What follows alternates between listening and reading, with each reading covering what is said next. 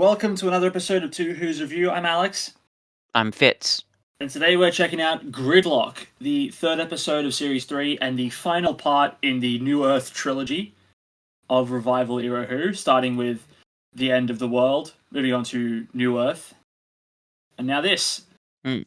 I mentioned, I think last week during the little tease for next week, or this week's episode rather, that I think that Gridlock is, I thought at least, that it was one of the most underrated stories in all of Revival Who. And watching it again, I completely hold to that opinion. I fucking adore this episode. Yeah, I was pretty impressed with it. The themes are kind of interesting, and we'll get into that in greater detail. But I was surprised and really impressed how much I enjoyed this watching it again after so many years of not watching it. And I'd forgotten how emotional it was and the level of psychological depth, particularly with Martha and the Doctor, and especially given because it's a very ensemble piece because we spent a lot of time with these side characters, but they've still managed to have a lot of richness for Martha and the Doctor's character development, which is really kind of great. And overall, there's just a real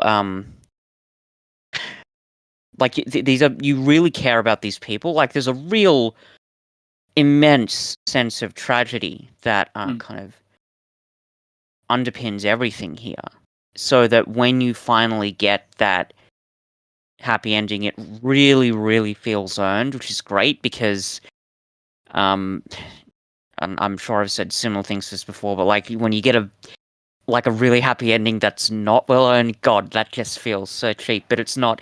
That's not what we're getting here. It's really, really quite strong. Absolutely. So I think I will have to wait and see.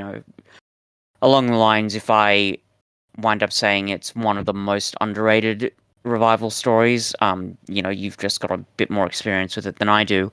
But I definitely understand what you mean in saying that it is an underrated revival story, because I don't hear this episode get talked about almost ever, really. No, if at all. no. And I think And there's a lot there. Yeah, well, I think it's mainly just an issue of like the company it keeps, right? Because this series has massive, heavy-hitting episodes in it with Human Nature, Blink, and Last of the Time Lords, and Utopia, and they're all obviously amazing stories. And especially for being so early in the season, I think it can be really, really easy for a story like this to get overshadowed by a bunch of stuff that comes later, especially because those stories are genuinely very, very unique and do really different things. This story, on the surface, it is a standard Doctor Who story. It is a little bit. They're not doing anything particularly imaginative or creative with the formula, but everything that is here, in my opinion, is firing on all cylinders. It's I was gonna say it is a story that, on a surface level, is very much typical for Doctor Who. I mean, it kind of goes back to what I said before when we were looking at Smith and Jones. It's like it's funny that this doesn't feel typical for, I think, a lot of television, even at the time. Because if I were to tell you, oh yeah, I was watching this story the other day, it had like an endless gridlock of flying cars, and there was like a giant face, and there was like a disease that wiped everybody out. Normal day in the universe. Sorry, and also the giant crabs and the giant crabs underneath the city destroying stuff. A typical day in the universe. But it is in that sense quite typical. It's got all those classic things that we've seen numerous times. Conspiracy, social commentary. Especially, I think there's a fair bit to say about class here. We'll see about it when we examine it. But a lot of things that we've seen before on Doctor Who, but it's the way they're employed, I think, is quite special. And there are some elements which they're certainly not, alien to Doctor Who, but they're done in a way that I think is more rare than you'd expect. And what I mean by that is the characterizations, particularly of the Doctor and Martha. Um, it's not like that level of psychological depth for the leads isn't as common in Doctor Who as you may think. Um, so it's good to see that sort of happening here. It helps to elevate everything. Absolutely, yeah. Hmm. Jumping across to the timescales, out of 214 votes, this story has an average rating of 7.6, which that's way too low. Yeah, I think that's underrating it. It's far, far too low. Mm. And I've had a quick scan on the top 10 reviews on the timescales. No one in the top 10 has put it below a 7. Um, so I can't. It would take way more scrolling to suggest, uh, why the people who don't like it as much do have that opinion. Mm. Um, I don't know. I suppose we'll unpack that as we go along. Yeah, Uh, yeah. it has a 7.5 for plot, which again that feels criminal to me because like while a decent chunk of this story is just conversations in the cars, we're learning quite a lot about this world in every single scene, and this is Mm. what I was talking about a couple of weeks ago in Shakespeare Code, where we talked about how that story it feels like it's like endless conversations and you can mix them all up and you would have the same story. But here, Mm. like it all feels natural and it all flows on to the next, and the like yeah the conversation between Brannigan and the sisters as he calls them. Um, Mm. in that moment, like on the surface, we're just like getting an update on like, which cars have been around, but we're learning far more about the society in that Yeah, moment for than sure. anything else. As the Doctor goes through all the cars, we learn stuff. Yeah, I think that the dialogue in this, for being pretty dialogue heavy as an episode, it's so rich, not just in terms of the lore, but also like in terms of learning about the characters. Yeah, And it's very interesting. even though we only know most of them for like a minute or so, like you have such a complete picture by the end. Yeah, Um, it it's such a like I'll get to them a bit more, but it's such a strength of character that the Brannigan and his wife in particular, they've been on the road for they got married on the road, or at least they were newlyweds when they were on the road. 12 years, pretty much in solitary confinement with just each other, and they've got a happy relationship despite that. Like it speaks so much about the types of people that they are, and like the types of people they've become in this horrible situation. It's that thing we talked about a while back about looking on the bright side in the face of a bad situation, and it just does a lot to paint them and this world in that kind of light. And it speaks so much because this episode could have very easily taken a far more cynical approach to its citizens and its inhabitants. Obviously, it's a very bleak situation no matter how you look at it. But the fact that they take the time to not only show us that these characters are still smiling, but also like that they're rallying together, it's so amazing to see. mm. Yeah, it's interesting. We'll obviously we'll get into some of the themes a bit later on, but the just in terms of characterization, you really get a strong sense of who these characters are individually, but also collectively, that there is a kind of culture of being in the Undercity and going through this same monotonous collective experience. And it also must be said that it's, I suppose, a bit ironic, but this is a story that like I guess on a meta level, could be very static. You could say almost as static as the cars are. That they're Yeah. stuck in this slow moving situation, but they're not. The characterizations and the conversations have a real momentum to them. So the characters may feel like they're stuck in the same scenario, but the audience certainly doesn't, which is really kind of great. Um, yeah, that was just a bit of a interesting element, I suppose. But your point about it being strong characterizations, especially given how little time we spend with some of those characters, is really quite impressive. I Um, also just think from a narrative standpoint, it does a really good job of circling back on itself. Because we open with the shop vendors selling moods, and then you think that's just a little bit of world building, but it actually is a key story beat that we're learning Yeah, for about sure. early on, and it's really, really uh, it's nice and efficient that way, I suppose. Um, eight Mm. point two for acting. Yeah, Yeah, I can't think of a really any bad performance here, even from the smaller cast. There's nothing that yeah really sticks out to me. I think they're all very solid.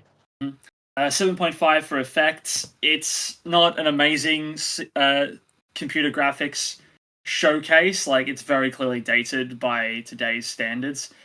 It's effective enough though. Like it doesn't. Yeah, yeah, for sure. And I think in a way, even if you look at say the sort of the cityscape of New York in the Overcity, um, I think you can see a little bit of progress between that and how they would have handled stuff in season, certainly in season one and even sort of in season two. So it's interesting to see. I think there are some improvements there, but as you say, yeah, like it's late 2000s CGI effects on a BBC budget. We're not expecting anything massive, but Mm, it works well enough. And even when you see all the the citadel with all the dead bodies, there are certain shots where it looks like they've clearly oof. been CGI'd in. It works fine enough for what it's trying to do. Um, there's nothing, and maybe it's just because it's been backed up by a strong story, but there's nothing that sticks out to the point of really breaking the illusion. And also, must be said, some of the practical effects are pretty good. The face of Bo is great as always.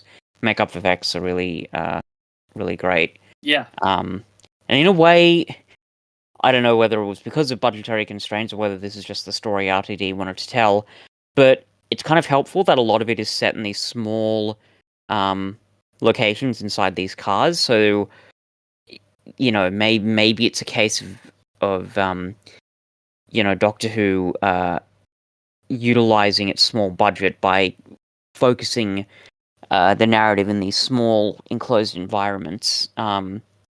It's intriguing the way it's worked out, nonetheless. yeah. 7.7 for replay. That should be much, much, much higher. Mm. I had yeah, like certainly because I've watched it twice in the last couple of days. The second time wasn't maybe not as good. I'm still not 100% Well, sure on that, but it is. I wonder if that's maybe because the first time you saw it, you went, "Oh yeah, this is like, I Yeah, no, don't." I think I wonder if that was a big part of it. It's certainly because that first time that I've watched it, this week, that was much better than what I remember it being. It's like, Hmm. wow, Cuff wasn't kidding. This is a really, really solid story. So that may be part of it, but yeah, we'll get into it in greater detail. Yeah, and Um, 31 out of 103 say this requires a previous story. You need the New York context. You need to have watched A New Earth because this is a direct sequel to that story in multiple different ways. We get Novice Haim, we get the face of Bo, yeah. and we also have that element at the start, which I suppose we'll transition into pretty quickly, Mm. of the Doctor giving Martha Rose's sloppy seconds.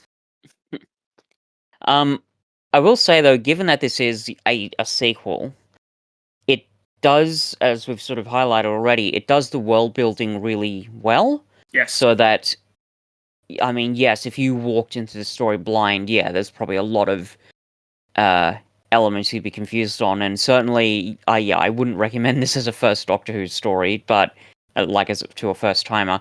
But given there is such a strong context for it, it does the groundwork pretty well, I think. Yeah. Uh, but yeah, like you certainly, in order to really appreciate the weight of every little thing that's going on, it's more useful to see the other two in this trilogy, as you say. Yeah. I want to talk about the Doctor Martha relationship right away Yeah, because sure. I think it's pretty well handled Mhm. here. Um, here's my observation. Right? uh-huh. We talked a couple of weeks ago about how the Doctor Rose scene in Shakespeare Code doesn't paint the Doctor in a very good light, and Mm, how it mm, sticks out like a sore thumb in that episode because it doesn't have a proper resolution. This is the exact opposite, right? We do get that scene at the start where Martha rightly calls the Doctor out for essentially treating Martha like a rebound and taking her to the same planet that he took Rose to. And then she calls him out on it. It's like it's in your face. But then the end of the episode, we get some growth. We get the Doctor actually, because like the conversation he has with Martha, like it starts out very similar to a conversation he gives Rose early on, where he talks about how Gallifrey's gone and how his people are dead. But then he just sort of like effortlessly transitions into talking about what he misses about his home planet, which is something that he never talked to Rose about. No. So he's like, in this moment, he's like not only treating Martha like the equal, but he's also respecting her enough as the individual to sort of follow up on her questioning from earlier in the episode about what his planet is like. And to me, this is like a huge step in that in the Dr. Martha dynamic that will develop across the rest of the season. And I don't think that moment is as strong if you don't highlight the Rose thing at the beginning of the story, right? Because you need to see the Doctor initially being hesitant, as he often is, and then eventually opening up. And an extra layer on top with the whole way he's sort of seeing her as like a Rose substitute, just sort of is woven in there as well. And it's really rather nice. And it's also good to see Martha in that moment, metaphorically standing her ground by taking a seat and saying, I want to know that I asked you a question, give me a solid answer. It's really nice to see. Well, it is interesting, that moment when she sits down. It is her, I think, taking an initiative and finding a sense of agency, which is really great, because I think you want that from a companion, because a lot of the times, especially in Classic Who, the companions, even if they've got opportunity to really find a sense of agency, they don't always get the chance to take it. And I think we'll actually examine this a little bit when we talk about the visitation next time. Because there's a bit where Tegan confronts the Doctor and says, do you have to, do all your answers have to be, ludicrously convoluted? I'm paraphrasing there, but that's basically what she says. And the Doctor just kind of ignores her and goes on his, merry way. And that makes sense for the Doctor, because the Doctor is very, I think, throughout the show, quite private, and in a way sort of hides in their use of language, I suppose, because they don't, for whatever reason, they don't want to share that. And there is a kind of an unpleasant quality to it, because it shows that even really in the classic series, maybe the Doctor doesn't respect their companions as much as they could or should. But this is a very interesting piece of growth, not just for this Doctor specifically, or even the Revival Doctor, but for the Doctor generally, because the way he's treating Martha is quite a contrast to the way that the classic Doctor might treat their companions. Again, there's that level of respect. So it's actually really great that that gets tapped into. And in an episode where a moment like that could so easily have been missed, like not even really attended to, there's something really kind of great. There's a weight and a real potent sense of drama there. The fact that because the Doctor's doing a lot of things in that scene, I think he's, trying to overcome his sense of grief in a way that, certainly in a way that's more direct than he has, I think, previously. Because the Time War, but also again opening himself up and treating a companion with more respect, which, as you say, not only makes sense in context of his sort of overcoming his grief for Rose arc, but really the Doctor's character arc generally. So it's kind of great that it shows up here. Also, another thing, when there's that bit where Martha's talking to the people in the car who have kidnapped her, and one of them's like, "Oh, you and the Doctor," and she's like, "Oh, sometimes I think." Actually, God, I've got it written down here somewhere. Okay. So here she says, sometimes I think he likes me, sometimes I think he just needs someone with him. And I think, and I'll be interested to get your thoughts on this, but I think that is sort of showing a transition from I guess, a potential romantic attachment that Martha may have to a sort of a more, I don't know, like a pure friendship thing. And I don't know, I appreciate that as a contrast to, I guess, to the Doctor and Rose relationship, I suppose. It's Martha having the emotional maturity to see that he is kind of broken at the moment, and Mm, I think it's her being like still a part of her holding out that hope and like seeing those moments and going, oh, is there something there? yeah. But then also having, like I said, having the emotional maturity to occasionally look past those and go, hang on, I think this is the person who's Mm. underneath. And And I think it's important to show that uh uh sort of combat or conflict mm, within Martha. Um, like obviously for the rest of the season, she's going to be. Uh, I don't. It's difficult. I don't think she's ever. I don't. I wouldn't characterize Martha as someone who is in the TARDIS specifically because she's infatuated by the Doctor. Because I don't think mm. that's the way that she's been characterized so far. No, I don't I think think so either. I think that's just like she enjoys being there. She enjoys the travel. She enjoys the adventure, and also maybe something else. I think that's the way it's probably comes Mm, across best for mm, me at the moment. Um, and yeah, I think that's a huge part of why that line works as well as it does, because it's going to be way more important later on. It's going to highlight the internal struggle that Martha's got, and also just uh, show that the Doctor really needs to get more emotionally mature himself to recognize mm, this kind of thing. Because like I said, a huge part of this season is the Doctor learning this lesson. mm. Now that's what I call inner conflict. Oh, Anyway, shut up! sorry, I had to ruin that Yeah, there. No, really. but you're right. There, there's a more of a psychological depth, I think, in that inner conflict Yes, for Martha, and also like just on principle, and we've gone into this before. I prefer there not to be Doctor companion romances. So yeah, it's just a nice change of pace.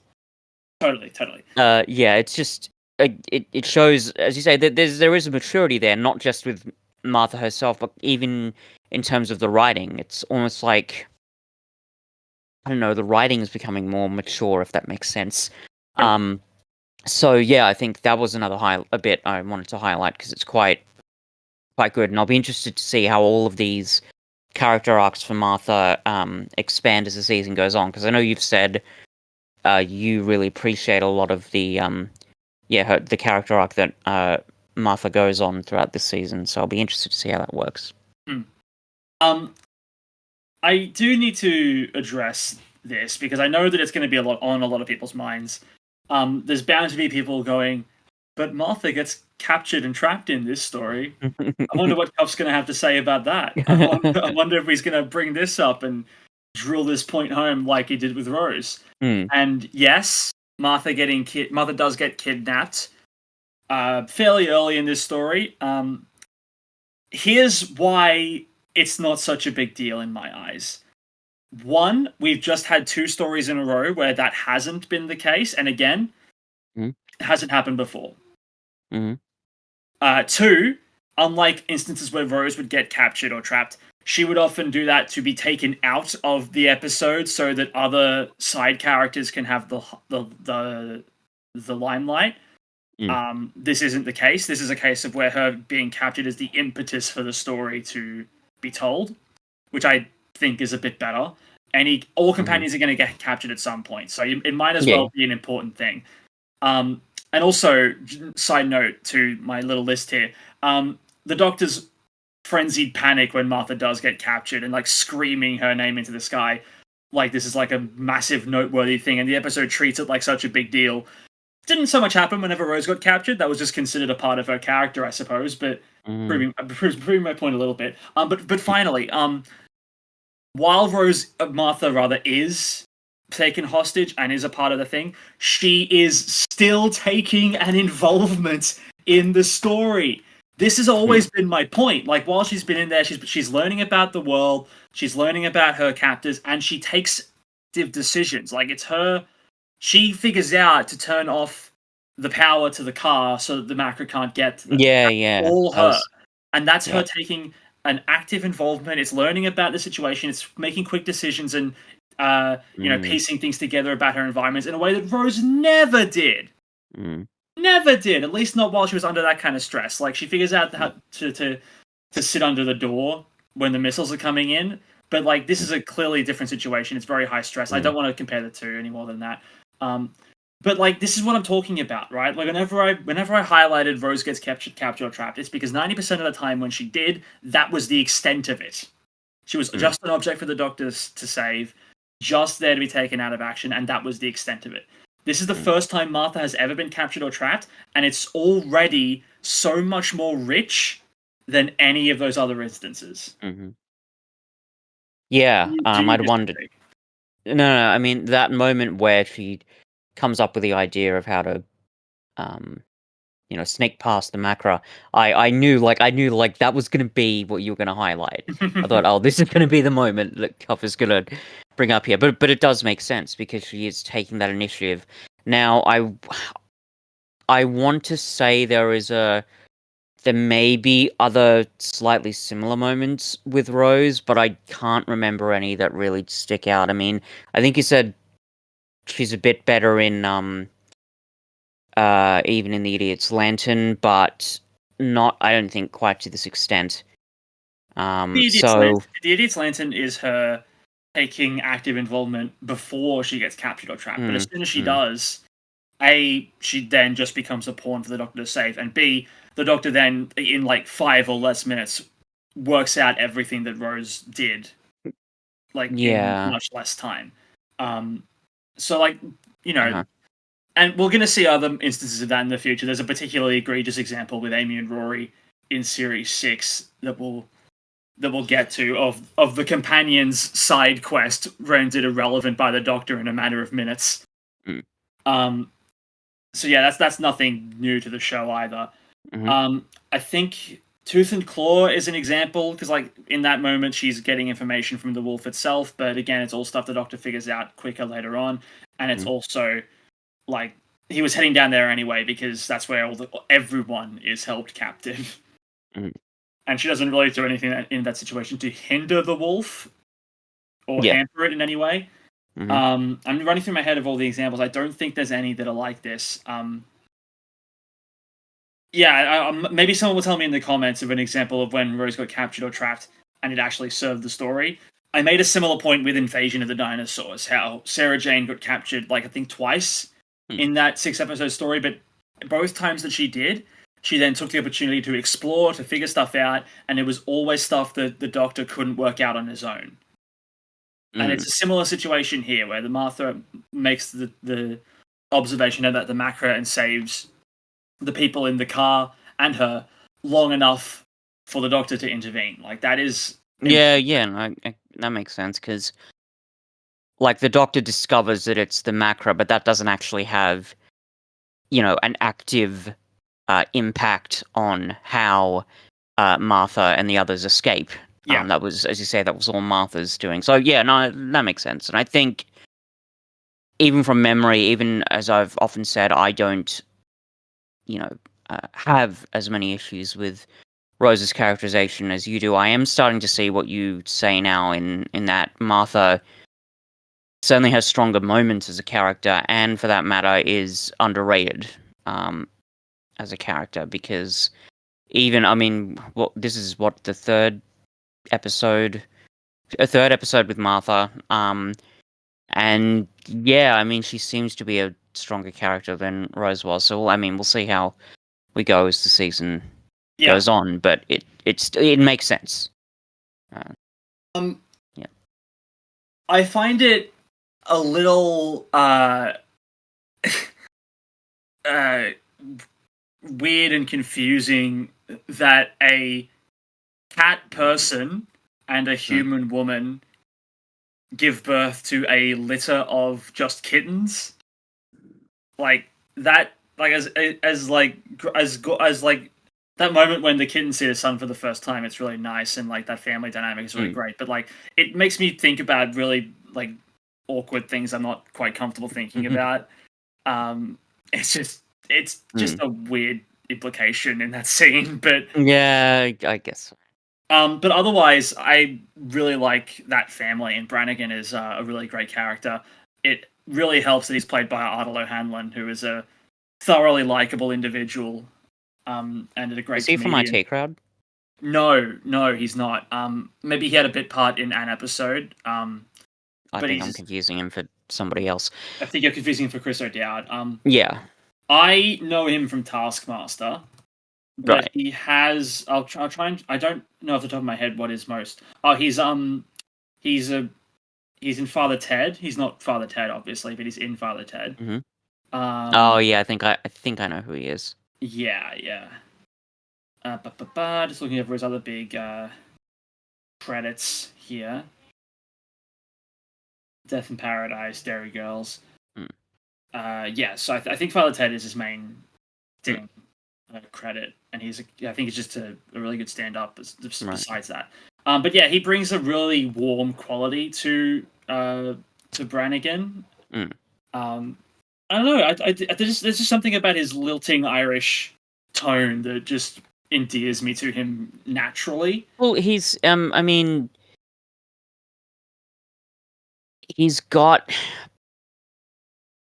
I think he really has quite an understanding of this character, Mm, which is really great. And again, it's just one of those things where, and maybe this is also just a symbol of how strong the writing is, but I think it would have been easy not to take that character seriously. It's like, oh, Catman in a flying car, wacky sci-fi series. Yeah, let's just get through the day and film this. But there is a real sincerity to that performance. You can feel kind of the desperation, but the as you say, the warmth. Really, the fact that he is in this dark situation, but he's trying to make the best of it with his wife. And even like the banter they have between each other is really authentic and endearing, which is kind of great. Again, it's a kind of middle ground where it's the combination of both the performance and the writing, but either way, he's quite a strong character. I also it's also really easy to uh, like form a bond with the hostage takers. I suppose Milo and Sheen, I think their names are. Like initially, you're like, "How dare you Yeah. do this to my poor sweet summer child Martha, you villains!"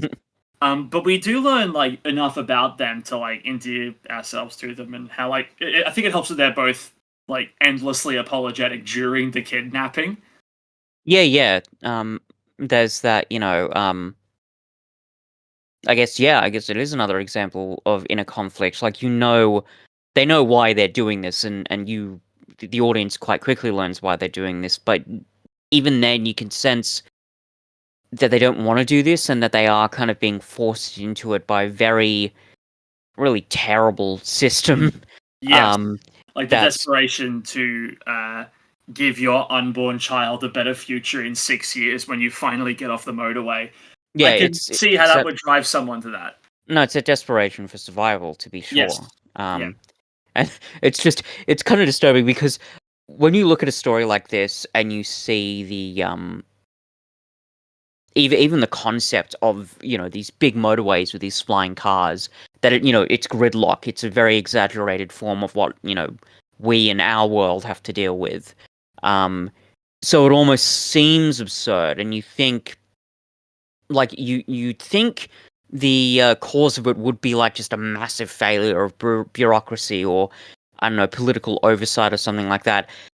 But apart from the fact that the desperation gets kind of, you know, instilled into all the characters, but also into the audience as they're watching the story unfold, the truth of the matter is so much more disturbing, and it's absolutely, yeah. kind of great that it works out like that. I actually really admire sort of how dark RTD went with this story. Yeah, I mean, Um, I suppose we'll get into that a bit more now. sure. Um, I praise this story for what I used to praise Kablam for, in that it sets up the obvious villain and then does something different with it. Like you from the start, you're expecting the bureaucrats and upper class people in literally in the upper city to be like, oh, we've got the riffraff contained now. No, no, Orc finally pure. Yeah, it's almost and I'm not sure if you've seen it, but the movie Metropolis, there's a similar vibe there. It's like you've got the people in the upper part of the metropolis, and then you've got all these workers slaving away in the undercity. Well, it's also even like a Blade Runner thing as well. Yes. Yeah, that actually makes a lot of sense. I think Blade Runner took a lot of inspiration from Metropolis. The point is, as you say, there's a precedent for this, so it's interesting to see how that gets subverted a little bit. Yeah, and when you actually enter the the Senate or whatever it is, and you see, like, they're very like content to show you hundreds of skeletons in one frame. Yeah. Jesus, it's pretty chilling.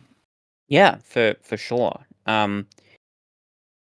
It and it is a good twist in a way because again, like you know, like if you're a Doctor Who fan and you're watching this, like you know what's gonna happen, right? You know that by the time the Doctor gets up to the city, he's gonna have one of his classic confrontations with one of the hoity-toity upper class holes. That's like, yeah, who cares about the riffraff below? I'm just happy, I don't know, eating my steak and kidney pies. I don't know where that came from. But you know what I mean. Like this is the conflict. Steak and kidney pie is a traditionally upper class food. Yeah, I don't know if it is. I'm just It's gonna pretend. absolutely not. It's not. Yeah, I was gonna say. I'm just gonna pretend that is for the bit. Sure. But Maybe in 5 billion. yeah. You know, it's vintage. Anyway, the point is this sort of conflict we've seen in Doctor Who a lot. So it's really quite clever that RTD subverts expectations there, and also subverts the expectations in a real powerful emotional gut punch. And I know I've probably said this before about other RTD episodes.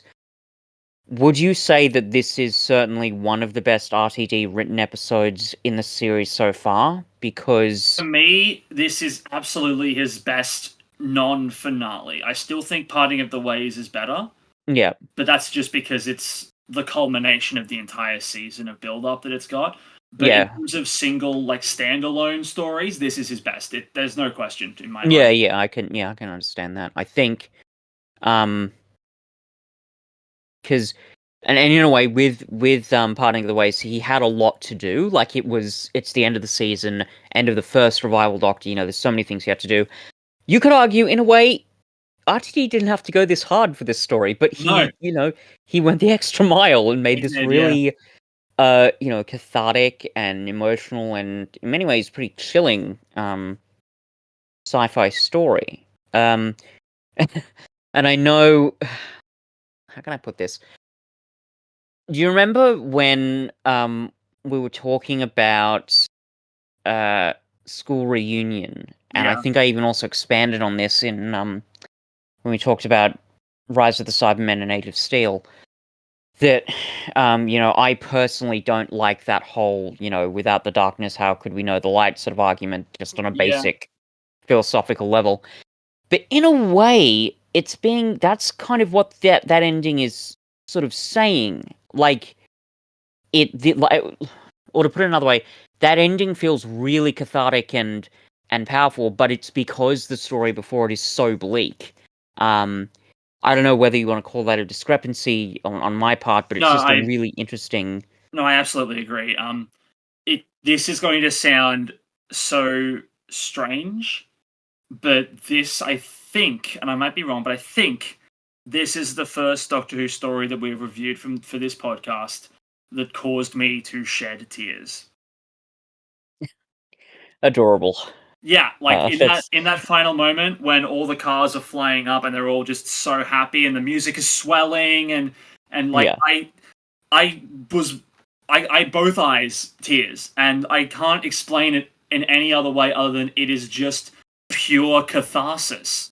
Yeah. Like you feel like you've been in this motorway as long as the people who were in the motorway, and that's not a bad thing. It's not like, oh, this story's been dragging for 12 years. No.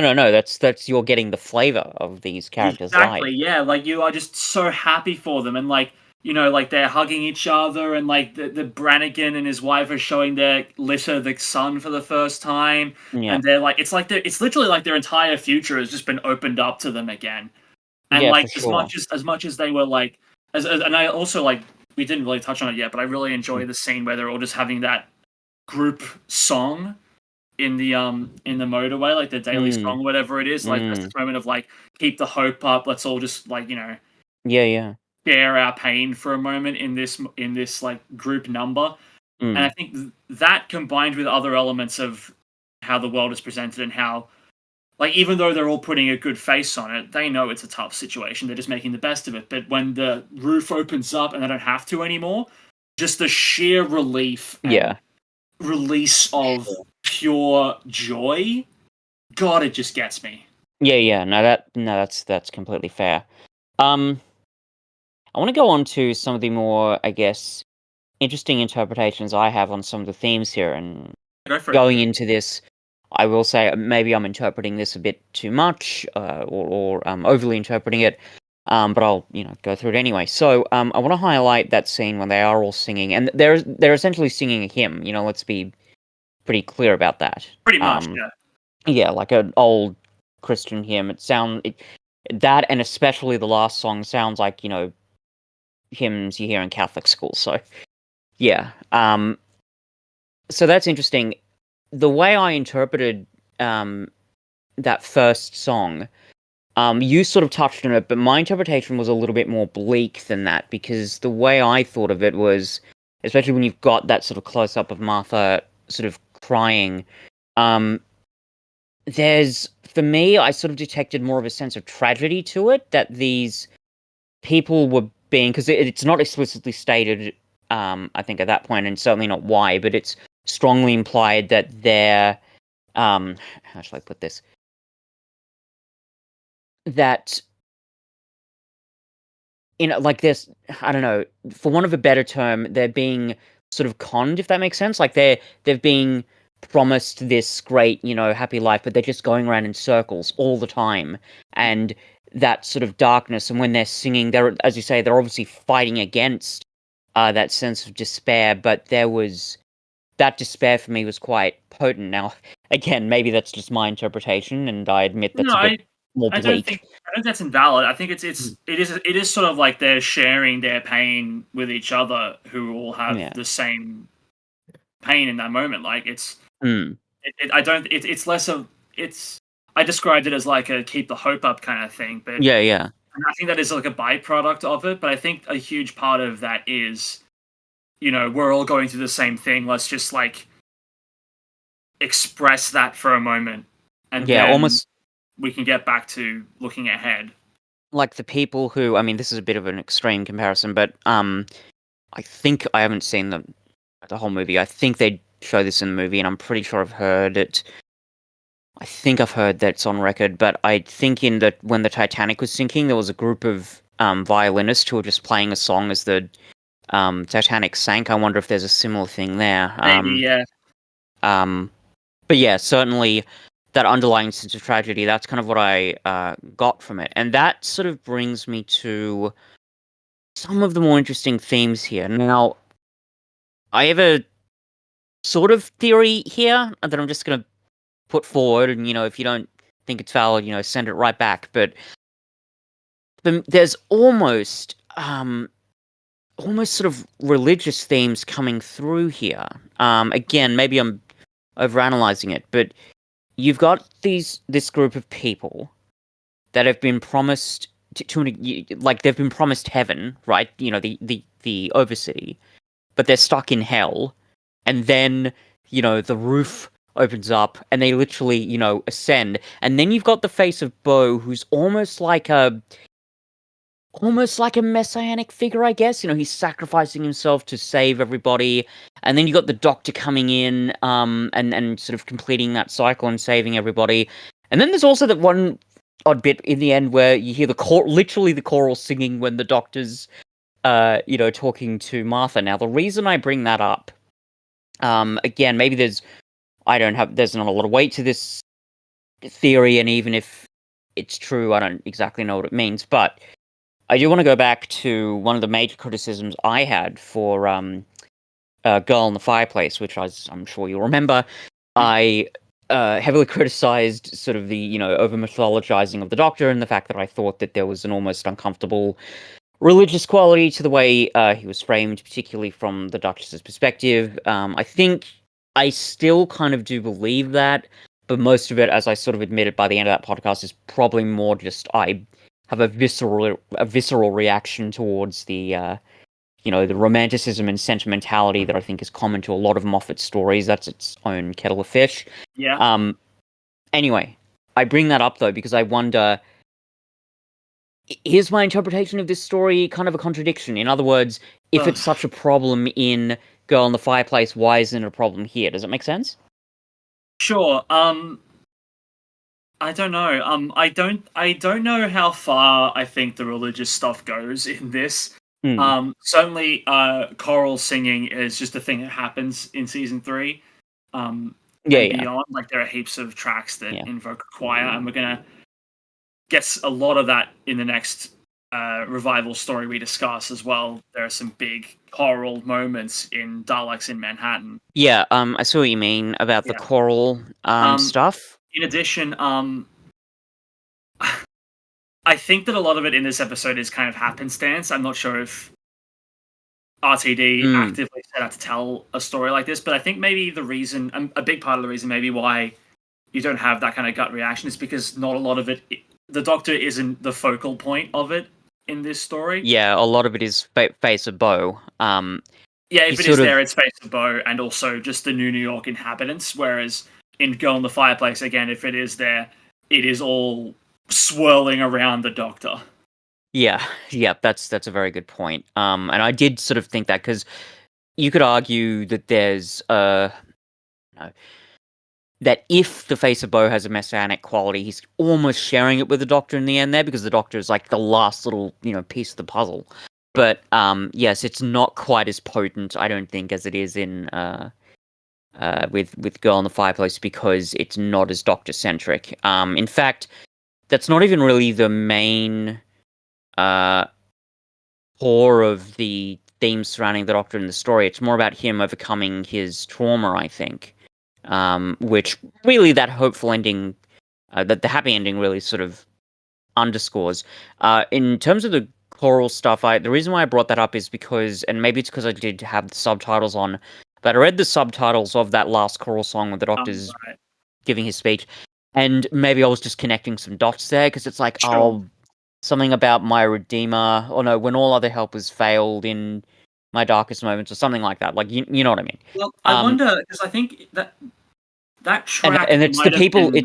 it's the citizens of New York who are singing that. Like, it's not just a flourish that Murray Gold has included. I see. The fact that it's diegetic, I think it. I see. I guess that makes sense. Yeah. I get if it's a similar hymn kind of thing as the hymn that was singing earlier, it might just be a part of that. Although I don't doubt there is some sort of deliberate quality to the lyrics that they've put on it. Yeah, for sure. You mentioned the Face of Bo, and Novice Haim is here as well. I actually really enjoy how Novice Haim is characterized in this. Yeah, and not just that, but also. Oh, you want to finish? Sorry, yeah. There's just one other thing to connect this whole religious business. The fact that Novice Haim sort of says, I sought redemption. I've been redeemed because I'm helping the Face of Bo. She's literally a nun. So, I mean, yeah, I guess. Oh no, that's true. I guess that makes sense. I don't think I gave that part enough credit. But that makes sense. Anyway. Yeah, but I also I enjoy like the small, and it's very small, but the small character arc the Doctor has regarding Novice Haim. How he's like initially very hostile towards her because of her past actions, which I mean, fair enough. But like how he warms to her slowly when he's learning about what actually happened and what they've gone through, and it's a really small exchange that I really quite like. How he says to Novice Haim, "So you stayed to help them," or something like that. And she says, "We had no choice." and then he walks over and says, "Yes, you did," and it's clearly like a small moment of going. It's like a kinship moment where I'm proud of Mm, you for doing the right thing, or I'm happy that you stuck around, or you're an for amazing sure. person for sticking there. And it's so small because shortly after that the attention goes right back to the macro and it goes right back to the face of Bo. But it's Yep. such a small moment that really completes Novice Haim's characterization across the maybe 5 minutes of airtime that she's had across 2 episodes. Yeah, It's and actually quite good. well, again, this kind of speaks to what we've said earlier.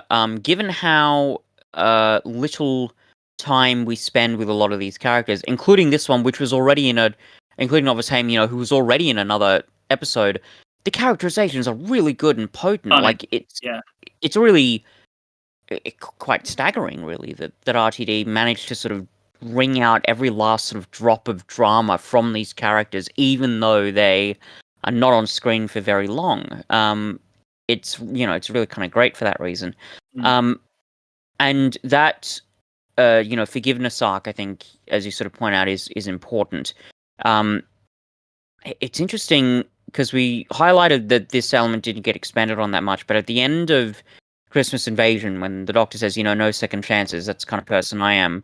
Um, that didn't really get expanded on in No. season two, but it kind of does here. The fact Yeah. that he's sort of overcoming that and realizing, oh, yeah, if someone's really, I guess repentant in earnest, and if they are trying, willing to really do the right thing, then second chances actually are really important. So Yeah, totally. yeah, um, And which the is face of really Bo's death scene is in as well, which yeah, this is another reason why I think the replay value of this should be much higher because like mm, his death is way more impactful when you know who the face of Bo is. And when you learn what he's been through and his history with the Doctor, when you know that it's Jack dying in that moment, it's so much more important and it's so much more uh, meaningful as a result. yeah. I did wonder because I think they mentioned it in Parting of the Ways, but was it ever confirmed that that was actually Jack? Um, It's gonna be. It's gonna be. okay. So, but yeah, but it definitely is confirmed at some point. Like it's canon. Yes, Yeah. absolutely. There's Okay. no question. Yeah. Okay. Right. No, that's actually a good point. When you put it into context, um, there is something kind of powerful about that. Um, yeah. Uh, that scene itself is just quite emotionally stirring. And again, the face of Bo as a character isn't even featured in the episode a lot, but when No. he is, there's still quite a lot of power. And that kind of sort of, I guess that kind of goes to the end there because he says, you are not alone. Mhm. But, if you haven't seen, the following episodes and what that actually means, there's kind of a wonderful ambiguity because when Martha says, oh, you've got me, is that what he meant? And the Doctor says, no, I don't think so. And that's great in itself, that interaction, that sort of, I don't know, helping with Martha's character arc, I suppose. But also, there is an ambiguity in that phrase, you are not alone, because, yes, like, now that we've seen this, because, like, you and I have certainly seen this season before, so we know where that's heading, but, even on a broader thematic level, maybe, the Facebook is saying, as long as you've got companions that you're traveling with, as long as you've got your friends, you're not alone. I know that's not what it literally means, but still, No. Well, the layers there, I think, are very yeah, and interesting. definitely because David Tennant is often characterized as the loneliest Doctor. Mm. How he's often isolated, and especially in between seasons and after series 4, he's sort of aimlessly wandering around by himself for a while, and he seems to be affected by it the most. It doesn't telegraph itself as setup, which I think is the most astounding thing about it. It's how you said you can read into it that ambiguity, and you can read into it that Yeah. ethereal quality of the line. But then with the knowledge of no, it's actually setting up not just this, but also this, and this. It's just what I've been talking about this entire episode, like the efficiency of the writing, and Yeah. oh god, it's just It's amazing. doing a lot, for Yeah, sure. Um, and in a way, like your point about Tennant being the loneliest Doctor, I do actually think that's quite accurate.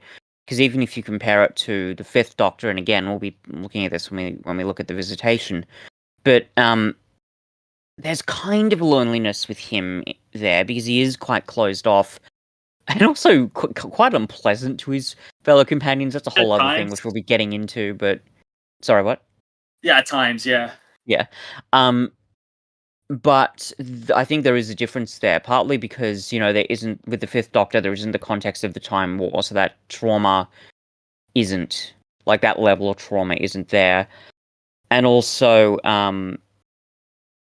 the sort of processing of the 10th Doctor's sort of really continual trauma of losing, his friends and having to deal with a lot of sort of tragedy.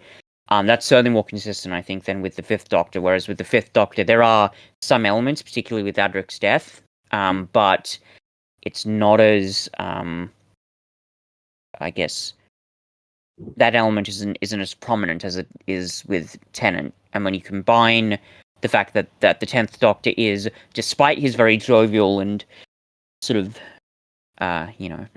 sociable nature, he is very closed off. Like, and they show it in this episode. Like he will often joke or lie or parry away questions about his personal life because he just can't deal with it.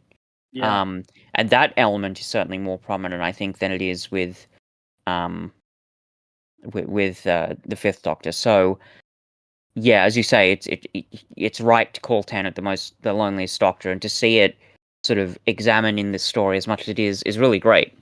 Because I think even you said earlier on in this episode of the podcast that like that conversation that Martha has with the Doctor about Gallifrey, like that's the most open he's been about his personal life in Gallifrey in the revival. Yes.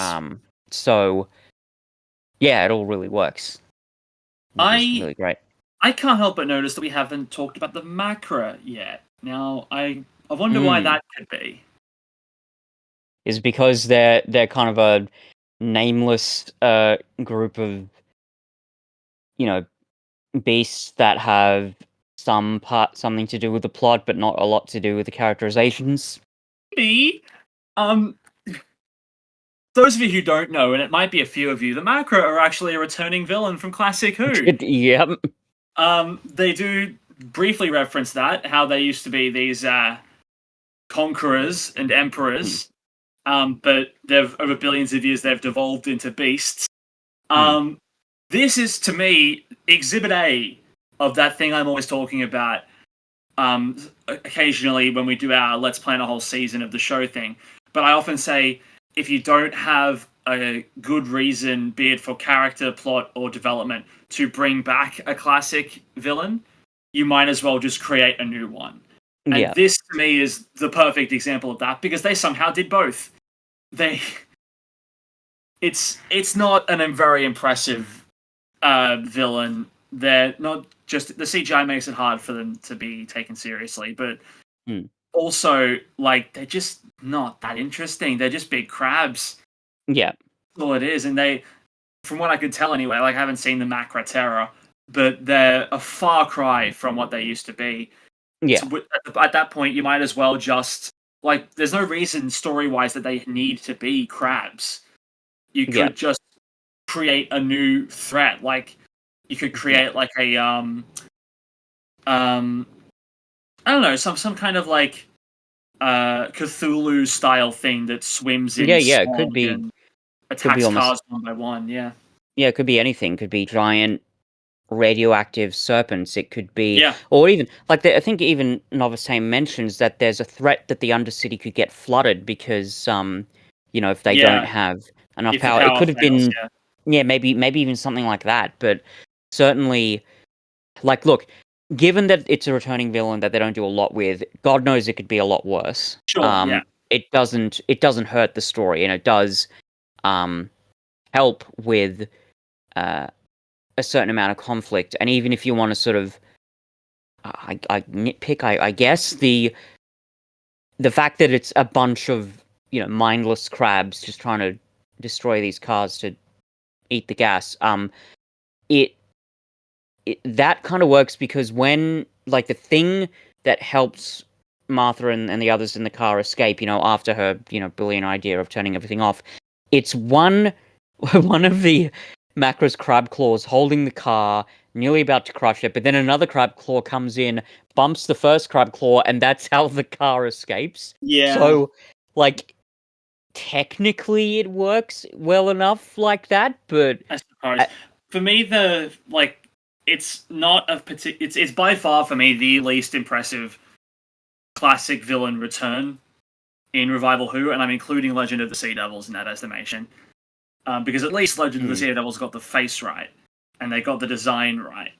And even some of the basic ideas, like the Yeah, fact that the Sea Devils hate humans, they completely butchered any interesting subtext there, but that's a whole other sure. discussion, which we've But already had.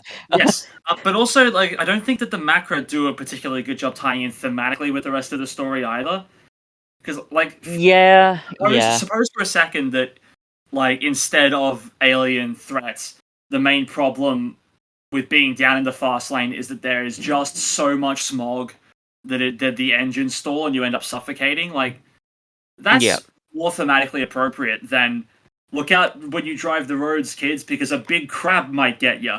yep, yep. Um, For me, it's yeah, the one black spot on an otherwise stellar episode, and yeah, for it's sure. not really a component of the episode that takes too much time out from the good stuff. So I No, don't it really. certainly doesn't hurt it really, but it's just you think, man, why couldn't there have been the same level of detail or attention, I guess, Yeah. um, as the rest of it. And again, I can't tell you what RTD's thoughts on this were, but um, if somebody just came along and said, "Hey, what classic villain can we take and bring them back?" He just said, "Yeah, giant crabs." Um, it does make you think, though. Again, couldn't it have been, as you say, some sort of effect that the gas has? Uh, if too much of it gathers in one place, does it cause, I don't know, like a rusting or corrosive effect to the structures of the cars, or does it, um, it could do anything, but the fact that we've just got scary crabs, it doesn't, as you say, thematically doesn't really tie together. Um, Also, like think about like what we learn about the smog in this episode. Like 2 episodes ago, we saw the Doctor being able to not particularly well, but he's able to survive on minimal oxygen. Like the mm, hospital gets transported to the moon. They all run out of oxygen and they're all passed out, but the Doctor's able to carry Martha through it. Presumably, he's relying on his oxygen reserves from being a Time Lord, or he's just got yeah. big, better lungs. But Mm, here, he's in the smog for 5 seconds and he's coughing something fierce. mm. So this is bad shit. Yeah, they make it pretty clear that whatever this is, it's obviously worse than, not having quite enough air. So as you say, there's obviously potential there, but RTD didn't really tap into it that much, I guess. Maybe Which it's is, because I think maybe it might just be for the spectacle of the thing because like oh, for sure, yeah, it definitely serves as a more energetic third act having the car trying to evade all the macro than if say it was just the smog stalling them out. Like that's a very yeah, static and low energy episode, which I think yeah, might have detracted in different yeah. ways. Or if you're going to do that, you would have to do something clever with the writing and direction to really make that threat um powerful. Because that opening scene where you see I think it's a family in the car getting destroyed by the what turn out to be the Macra, and then the other group of people who are traveling who get destroyed by the Macra. There is like that's really quite chilling and terrifying, and it does help to illustrate the desperation of what these people are going through. But again, it's just sort of that classic case of that happens in a lot of Doctor Who where they're going for spectacle over story, and you wonder is it all sort of fitting together cohesively. Yeah. Um, but as you say, one relatively small issue on an otherwise really good story. Um, there's one more thing I want to bring up Okay. with the mood dealers. Yeah. I Yeah. guess you'll call them. It's interesting. I wondered when I first watched this episode for the podcast, I wondered where they were going to go with that. whether they were going to go with, that thing in sci-fi that I've mentioned before that I don't like, where it's like, ooh, technology bad, that very simple mentality, which I Yeah, highlighted with Rise of Cybermen and Age of Steel. But thankfully, they don't really do that. In fact, what the real threat, at least that's implied here, is sort of the unregulated, um, the free market. Basically, it's the fact essentially, that these drugs have been able to sort of filter out throughout society with no regulation, and the fact that it reached the overcity and killed everybody, yes, which is kind of great. It's not, explored explicitly, but it doesn't really have to be. Certainly, it's not the same thing as in Rise of Cybermen Age of Steel, where we're told over and over again, it's like, oh, ain't technology wonderful? It's, which is kind of good. I'm glad that RTD sort of did it a little different here. That's just an observation that I had. cool. Yeah, It all works yeah. I didn't know what to together think quite well. initially. I didn't know what to think initially about like the fact that it's not just the people in the overcity got so addicted to bliss that they Mm, lost themselves in it. I mm, thought I initially was like that might be a stronger story and not just there was just a mm, virus that developed. But I do think it mm. is important to highlight the fact that it is like the fact that it was unregulated and untested and Yeah, just I think that's a more uh, mature version of this yeah, story than I this would have it could have been just as easily not so much Unga Bunga technology bad, but an Unga Bunga drugs bad. yeah, And like drugs are bad, okay, like that kind of thing, just yeah. perpetuating. But it's not the same thing. It is like it's got slightly more to tell than just a Yeah, blanket don't do drugs, kids. and especially with that opening scene, because I think what the episode is highlighting and what the Doctor highlights as the main issue is that you have these, mood dealers. They look like they're clearly exploiting vulnerable people Yeah. who, are in a really hard situation. I think that's the issue that Yes. is being highlighted, and I think that's why this works in a way that similar, that other themes in Rise of Cybermen Age of Steel didn't for me. As you say, there is a maturity there, which Yeah. is kind of great. Um, so yeah, overall, this is a really, really good story. It is, and it's going Um, to get a 9 from me. sure. Is there anything else we need to talk about? I don't think so. No, I think we covered it all. I don't think there's anything else that. One thing. Hmm. LGBTQ plus representation Yeah, no, it was cool. I in think, 2007. yeah, no, it Amazing. was good. Yeah. No, no, genuinely though, it is really good that they did that. There was Yeah. one bit that caught my attention a little bit. It's when Brannigan says, and I get that he's joking, but it's like he's like, "Oh, stop that modern talk. I'm an old-fashioned cat," and I'm like, "How old-fashioned are you, Brannigan?" If I I don't know. look. I don't know. That reads to me like he's mocking the people Yeah, who, in the year 5 billion, would which still is have true. these It's closed-minded views. clearly meant to be ironic and really joke. It just I don't know. It just caught me off guard a little bit, Yeah, totally. but it's still no. Genuinely, it is still really nice to have that kind of representation. I really like those Hmm. two characters. They're very sweet together. Yeah, You know. definitely. It's just the idea that you'd be sitting in the car in the motorway for 23 years and your only hobby is keeping a record of every single car that goes past. That Yeah. would surely drive you insane. Yeah. Yeah. For sure. What? Um. I mean, if there's no other hobbies to utilize, you got to do what you can, Mm, right? yeah. Um, but yeah, just continuing to highlight that the show has always been progressive, and it's not this new wave that's come through in the last 5 years or so. Yeah. Like fucking hell, the fact that we still Yeah. have to make this justification is insane. Yeah. It's Um, our thing, isn't it? yeah. Anyway. What are you gonna give this episode? Um.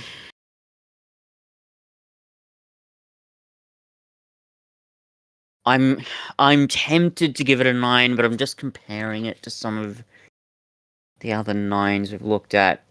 Because I think if I compare this to like Genesis of the Daleks, for example, I feel like this story is more cohesive than Genesis, but Genesis for me is a bit more ambitious than this story is, and by Sure. which I mean not only are the themes in Genesis very ambitious, but they're achieving them very well. I just personally, I can't not elevate the thing that made me shed tears. Yeah, true. That's And maybe that is a personal element. Like I did, like I didn't cry at the end of this. As wonderful it is, it didn't quite get yeah, to me.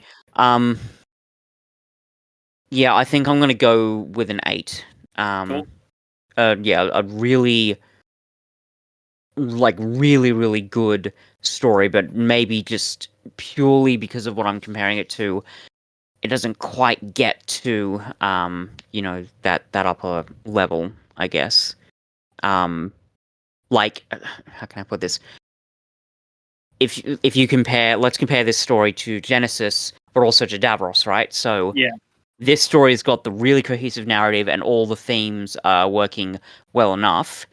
Genesis has got the really ambitious themes that are working pretty well, but the narrative's a little bit, hit and miss. Davros for me has got both things. It's very ambitious. It's very emotionally cathartic for me personally, and the narrative is also working really well. Like, so that's the Mhm. criteria I'm using, if that Yeah, makes fair sense. enough.